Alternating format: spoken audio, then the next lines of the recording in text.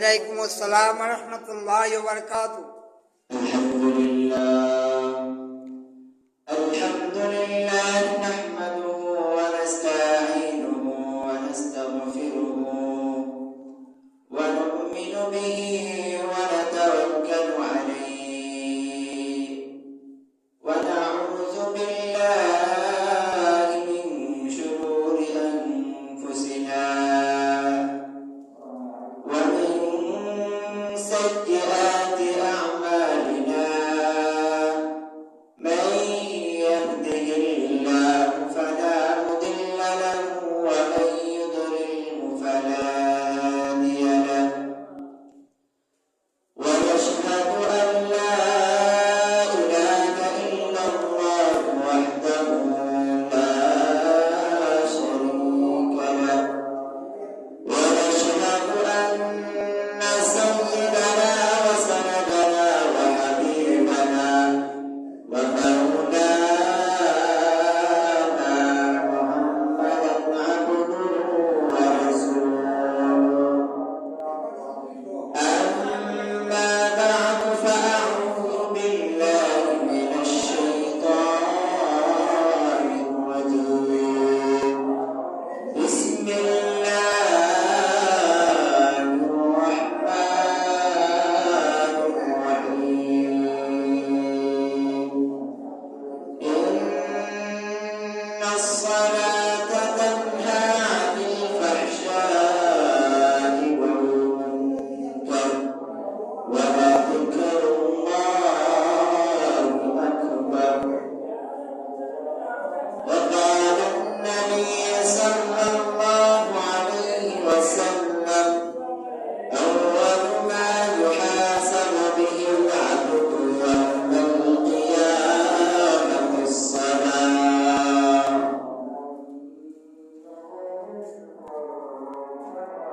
اللهم صل على محمد وعلى آل محمد كما صليت على إبراهيم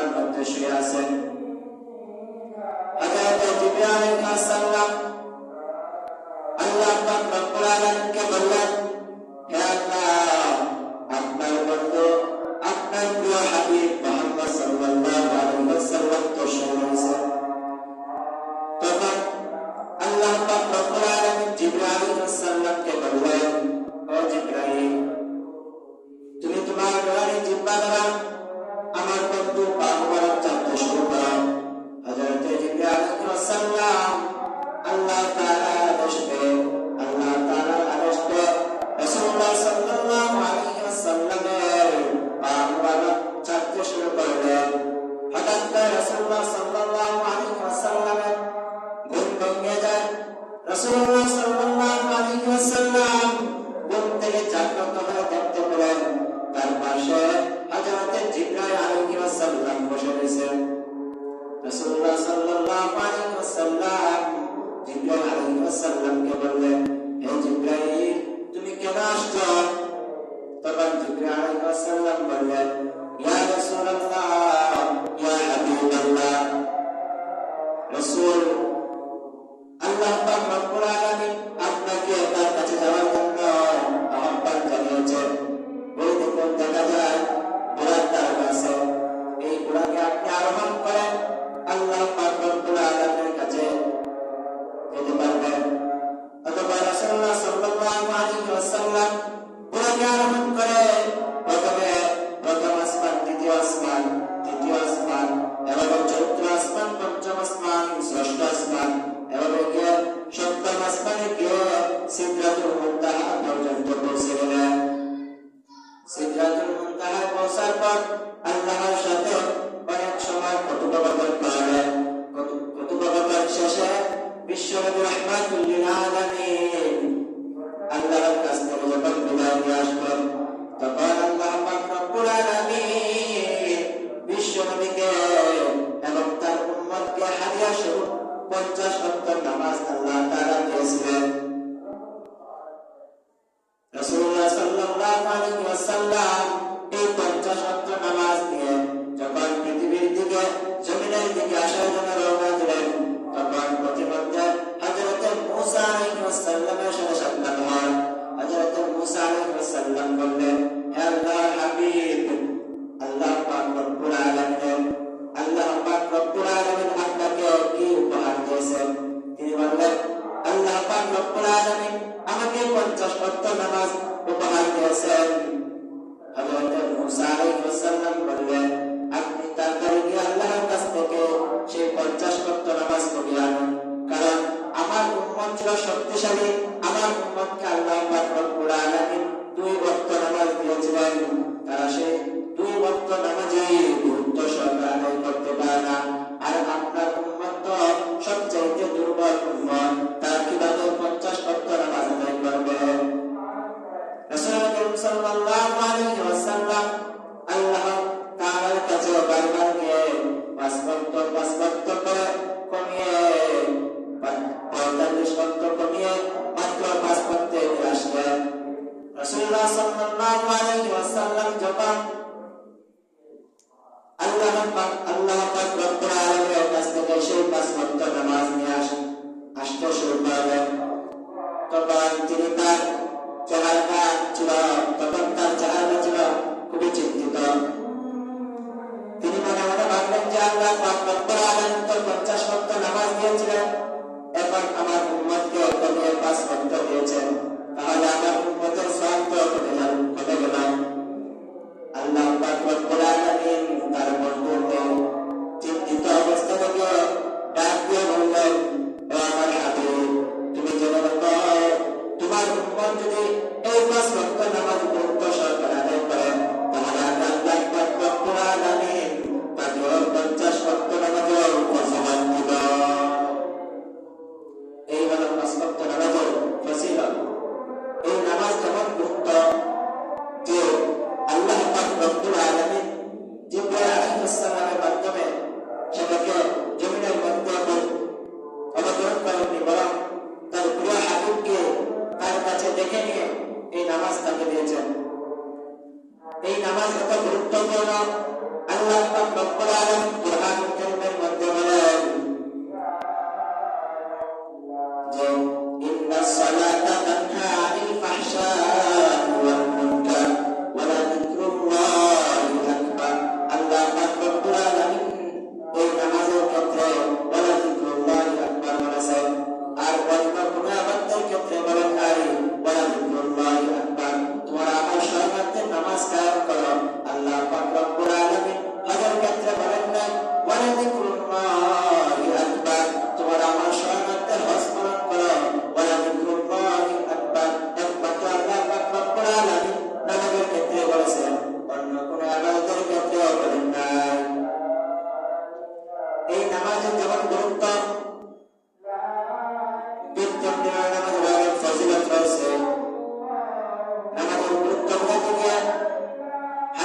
মধ্যে বর্ণিত হয়েছে, বুখারী শরীফের মধ্যে রয়েছে, রাসূলুল্লাহ সাল্লাল্লাহু আলাইহি ওয়াসাল্লাম যখন মুমূর্ষ অবস্থায় ছিলেন তখন তিনি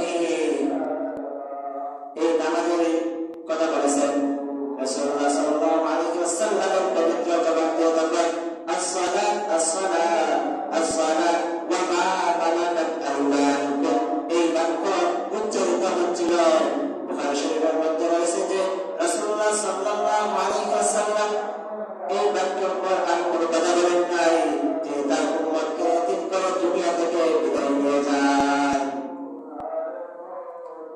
রাসূলুল্লাহ সাল্লাল্লাহু আলাইহি ওয়াসাল্লাম এই নামাজকে এত গুরুত্ব দিয়েছেন যে পৃথিবীতে ইসলাম কায়েমের জন্য, নামাজকে পৃথিবীর মধ্যে বাস্তবায়ন করার জন্য উহুদের ময়দানে রাসূলুল্লাহ সাল্লাল্লাহু আলাইহি ওয়াসাল্লাম তার দান মুবারক শহীদ করেছেন এবং সাহাবায়ে কেরাম উহুদের ময়দানে এই ইসলামকে কায়েমের জন্য নিজের জীবন ত্যাগ করেছেন, শাহাদাত বরণ করেছেন। এই নামাজ শুধু আমাদের নবীর উপর ফরজ করা হয় নাই, বরং অন্যান্য সকল নবীরা এই নামাজকে গুরুত্ব সহকারে আদায় করেছেন। হযরত ইব্রাহিম আলাইহিস সালাম সম্পর্কে আল্লাহ পাক রব্বুল আলামিন কুরআন কারীমের মধ্যে উল্লেখ করে দিয়েছেন যে হযরত ইব্রাহিম আলাইহিস সালাম আল্লাহ তাআলার কাছে প্রার্থনা করতেন, রব্বি জাআলনি মুকিমাস সালাতি ওয়া মিন যুররিয়্যতি রব্বানা তাকাব্বাল দুআ। আল্লাহ পাক রব্বুল আলামিনের কাছে দোয়া করে বলতেন, হে আল্লাহ, আপনি আমাকে নামাজ আদায় করতে অন্তর্ভুক্ত করুন, আমাকে নামাজ আদায় করার তৌফিক দান করুন। এই আয়াত থেকে বোঝা যায় যে হযরত ইব্রাহিম আলাইহিস সালাম নামাজ আদায় করেছিলেন। এই নামাজের গুরুত্ব বুঝতে গিয়ে আল্লাহ পাক রব্বুল আলামিন কুরআন কারীমের অন্য জায়গায় বলেন, রাসূলুল্লাহ সাল্লাল্লাহু আলাইহি ওয়াসাল্লামকে আদেশ দিয়ে বলেন, ওয়া'মুর আহলাকা বিস-সালাত ওয়াসবির আলাইহা লা নাসআলুকা রিজকান নাহনু নারযুকুকা ওয়াল আকিবাতু লিত-তাকওয়া।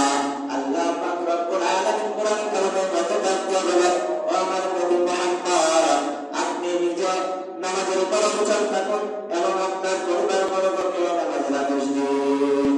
আমি আল্লাহ পাক রব্বুল আলামিন আপনার কাছে রিজিক চাই না, বরং আমি আল্লাহ পাক রব্বুল আলামিন আপনাকে রিজিক দান করি। শুধু কোরআন কারীমের মধ্যে নামাজের গুরুত্ব আল্লাহ দেন নাই, বরং বিশ্বনবী রাহমাতুল লিল আলামিন হাদিসের মধ্যে বলে দিয়েছেন যে রাসূলুল্লাহ সাল্লাল্লাহু আলাইহি ওয়াসাল্লাম বলেন, আউয়াল মা ইউহাসাবু বিল আবদু ইয়াওমাল কিয়ামাতিস সালাত। বিশ্বনবী রাহমাতুল লিল আলামিন বলেন, ও আমার উম্মতরা, জেনে রাখো আল্লাহ পাক রব্বুল আলামিন কিয়ামতের ময়দানে সর্বপ্রথম যে বিষয় সম্পর্কে তোমাকে জিজ্ঞাসা করবেন সেটা হলো নামাজ, সেটা হলো নামাজ। এবার তোমরা নামাজ ছেড়ে দিও না। আল্লাহ পাক রব্বুল আলামিন এই নামাজের অনেক তাকিদ দিয়েছেন। আল্লাহ পাক রব্বুল আলামিন যেমন নামাজের তাকিদ দিয়েছেন কোরআনের মধ্যে এবং হাদিসের মধ্যে, রাসূলুল্লাহ সাল্লাল্লাহু আলাইহি ওয়াসাল্লাম বলে দিয়েছেন। এই নামাজের যেমন ফজিলত রয়েছে, এই নামাজের যেমন গুরুত্ব রয়েছে, ঠিক তেমনিভাবে এই নামাজের অনেক ফজিলত রয়েছে। রাসূলুল্লাহ সাল্লাল্লাহু আলাইহি ওয়াসাল্লামের হাদিসের মধ্যে উল্লেখ রয়েছে, হযরত আবু হুরায়রা রাদিয়াল্লাহু তাআলা আনহু হতে বর্ণিত, তিনি বলেন, রাসূলুল্লাহ সাল্লাল্লাহু আলাইহি ওয়াসাল্লাম বলেছেন যে, ও আমার সাহাবায়ে কেরাম, তোমরা আমাকে বলো, যদি কোনো ব্যক্তির বাড়ির সামনে একটি নহর থাকে এবং ওই ব্যক্তি ওই নহরের মধ্যে দৈনিক 5 ওয়াক্ত নামাজ আদায় করে, তাহলে কি তার শরীরের মধ্যে কোনো ধরনের ময়লা আবর্জনা থাকতে পারে?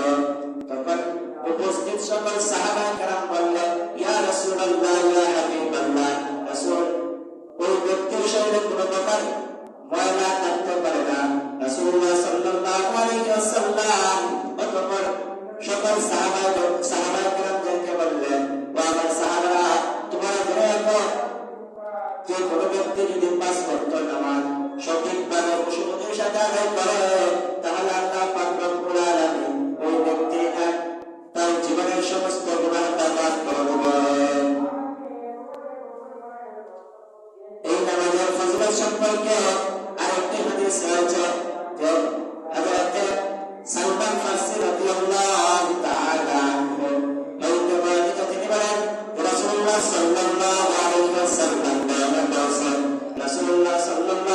আলাইহি ওয়াসাল্লাম বলেছেন, যে ব্যক্তি 5 ওয়াক্ত নামাজ আদায় করবে তাকে আল্লাহ তাআলা জান্নাতের ঘোষণা দিয়েছেন, তাকে আল্লাহ পাক রব্বুল আলামিন ক্ষমা করে দিয়েছেন।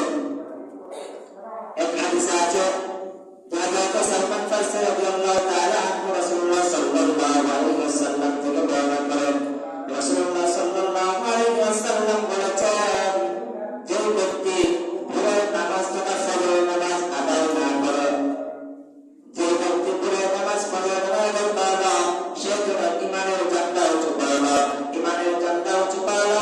আর যে ব্যক্তি ভোরের নামাজ আদায় না করে, অর্থাৎ ফজরের নামাজ আদায় না করে, সে বাজারের দিকে চলে গেলে সে যেন শয়তানের জান্নাত উঁচু পায় না। এই হাদিসের ব্যাখ্যা মুফাসসিরগণ বলেন, এই হাদিসের ব্যাখ্যা মুহাদ্দিসগণ বলেন যে এই হাদিসের ব্যাখ্যা হলো, যে ব্যক্তি ফজরের নামাজ আদায় করে না, সে শয়তানের পরামর্শন করে না। আর যে ব্যক্তি ফজরের নামাজ আদায় করল, সে আল্লাহ তাআলার রাস্তা বেছে নিল। সম্মানিত হাজিরিন, এখন দেখা যায় আমাদের এলাকায় অনেক মানুষ রয়েছে যারা ফজরের নামাজের পূর্বে তারা তাদের সবজি বিভিন্ন জিনিসপত্র দিয়ে তারা বাজারে চলে যায়।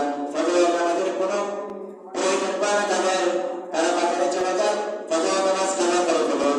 আল্লাহ পাক রব্বুল আলামিন এর রাসূল যে ঘোষণা দিয়েছেন যে তারা যদি ফজরের নামাজ আদায় না করে তারা বাজারে চলে যায়, তারা শয়তানের অনুসরণ করে না, শয়তানের পথ গ্রহণ করে না। এবার বোঝা গেল যে এই হাদিস থেকে স্পষ্ট বোঝা গেল যে তারা জাহান্নামী। এই নামাজের ফজিলত সম্পর্কে আল্লাহ পাক রব্বুল আলামিন প্রিয় হাবিব হযরত মুহাম্মদ সাল্লাল্লাহু আলাইহি ওয়াসাল্লাম বলেন, যে ব্যক্তি 5 ওয়াক্ত নামাজ জামাতের সঙ্গে গুরুত্ব সহকারে আদায় করবে, আল্লাহ পাক রব্বুল আলামিন তাকে 5টি পুরস্কার পুরস্কৃত করবেন। 1 নম্বর তার জীবনের মধ্যে বরকত দিবেন, তার রোজের মধ্যে বরকত দিবেন। যে রিজিকের জন্য আমরা সকাল থেকে সন্ধ্যা পর্যন্ত এই রিজিকের পিছনে দৌড়াদৌড়ি করি, আল্লাহ পাক রব্বুল আলামিন এর হাবিব রাহমাতুল লিল আলামিন বলে দিয়েছেন, তোমরা যদি এই নামাজকে গুরুত্ব সহকারে আদায় করো, তাহলে আল্লাহ পাক রব্বুল আলামিন তোমাদের রিজিকের অনেক দূর করে দেবেন। দ্বিতীয় হলো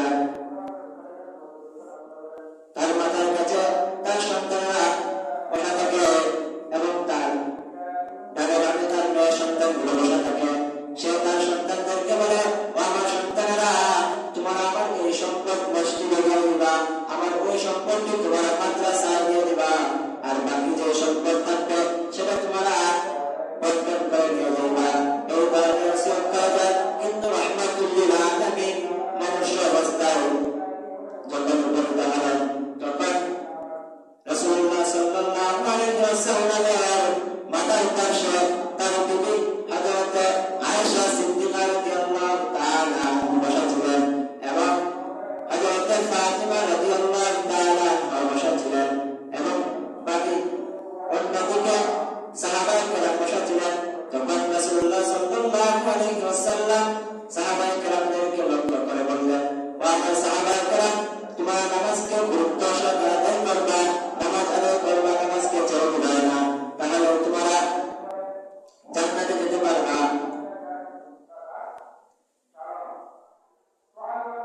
আল্লাহ পাক রব্বুল আলামিন এই নামাজের গুরুত্ব দিয়েছেন, ঠিক তেমনিভাবে রাসূলুল্লাহ সাল্লাল্লাহু আলাইহি ওয়াসাল্লাম আমাদের গুরুত্ব দিয়েছেন।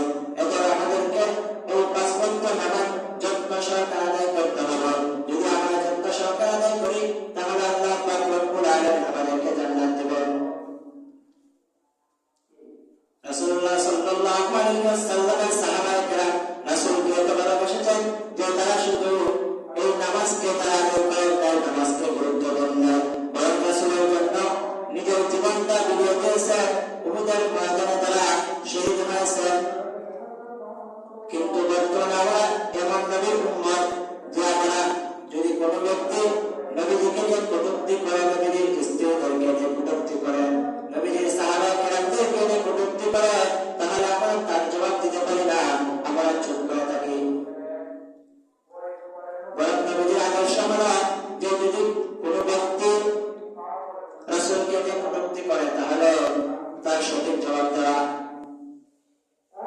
হযরত ওমর রাদিয়াল্লাহু তাআলা আনহু সম্পর্কে একটি বর্ণনা আছে যে হযরত ওমর রাদিয়াল্লাহু তাআলা আনহুকে বেঈমান কাফেররা, তিনি যখন কাফের ছিলেন তখন আবু জাহেল তারা সকলেই পরামর্শ করে রাসূলুল্লাহ সাল্লাল্লাহু আলাইহি ওয়াসাল্লামের গর্দান মুবারক আনার জন্য তারা রাসূলুল্লাহ সাল্লাল্লাহু আলাইহি ওয়াসাল্লামের কাছে পাঠিয়েছিল।